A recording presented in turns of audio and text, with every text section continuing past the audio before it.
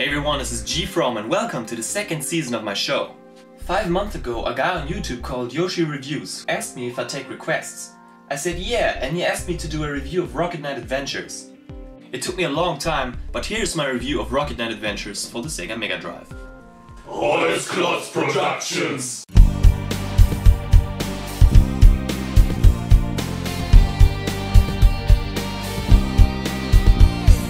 GFrom, the gamer, the legend, he's come to show you the way in this world of games. GFrom Reviews.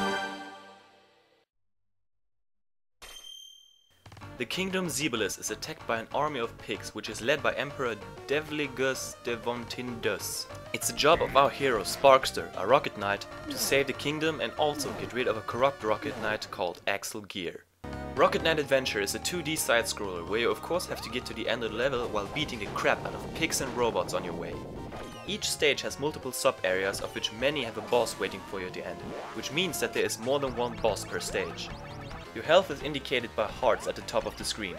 If you lose energy, you need to collect apples and bananas to restore your health.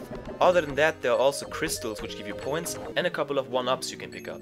Controlling Sparkster can take a while to get used to, but once you get it, you'll breeze through the levels, if you're good. With A and C you jump, and with B you attack with your sword. This isn't your usual sword which is only good for close range attacks. No! This sword shoots waves of energy. Oh yeah! But here comes the real kicker. If you hold down the attack button, the bar above the hearts fills up, and if you release the button you'll get a boost from your rocket pack which either makes you fly up in the air or pushes you forward, which also can be used as an attack. Very early in the game you will realize that the rocket pack is very useful to reach places you thought were impossible to get to, since you also can bounce off of walls. Other than the platforming parts, there are some levels which are like horizontal spaceship shooters.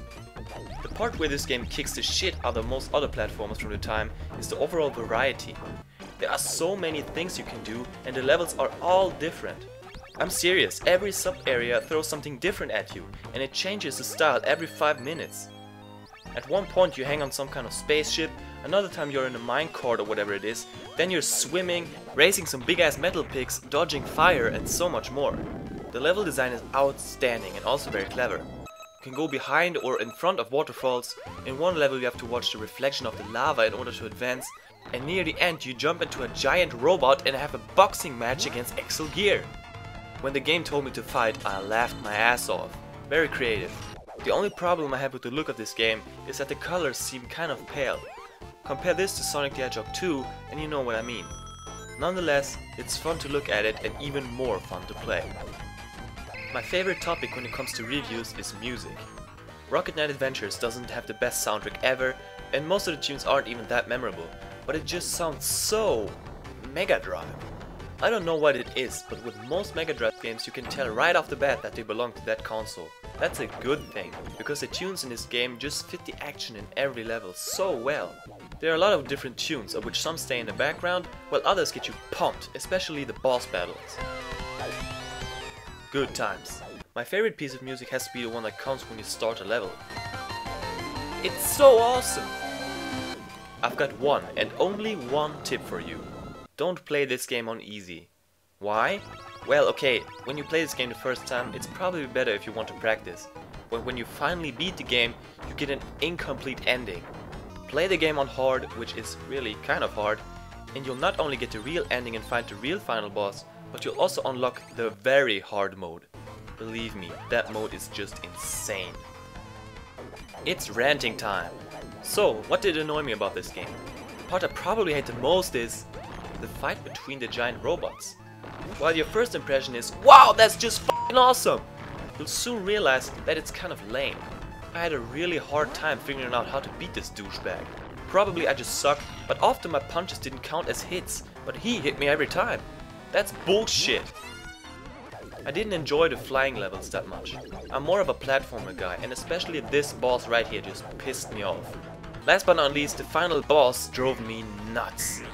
This guy here is easy if you know what to do, but then comes this idiot. I tried everything, but he didn't take any sort of damage whatsoever. And every time you die, you have to beat him again. If you've beaten him like 5 times, what's the point of doing it again? And on top of that, you have to watch this boring ass cutscene which you can't skip.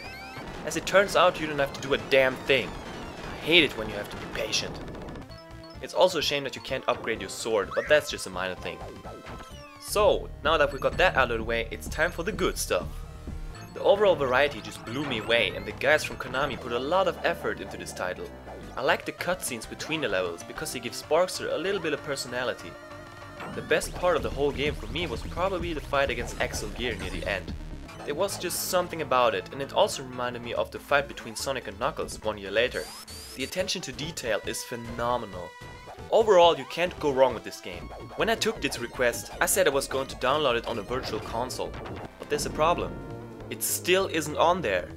That surprised me, but the cartridge isn't that hard to find, and I got it with the box for real low cheap. For real low cheap! If you like games like Sonic, go ahead and get this game. It's similar in a lot of ways, but it has its own unique style which will drag you into the game immediately. I don't see why you wouldn't want to play this game. It's one of those games that hasn't aged a bit and makes me feel like I'm in 1993 again. Good times. Although I wouldn't want to be 3 years old again. Such a long time without beer, no thanks. But you don't have to be 3 years old to play this. I bet I'm even going to play this when I'm 88. We'll see about that. Anyways, thanks to Yoshi Reviews for giving me the request to make this video. And while we're at it, feel free to rate, comment and subscribe. Thanks for watching, I hope you liked my review and look forward to the next one, which is going to be... I'll see you later, have a nice day. Now where's my beer?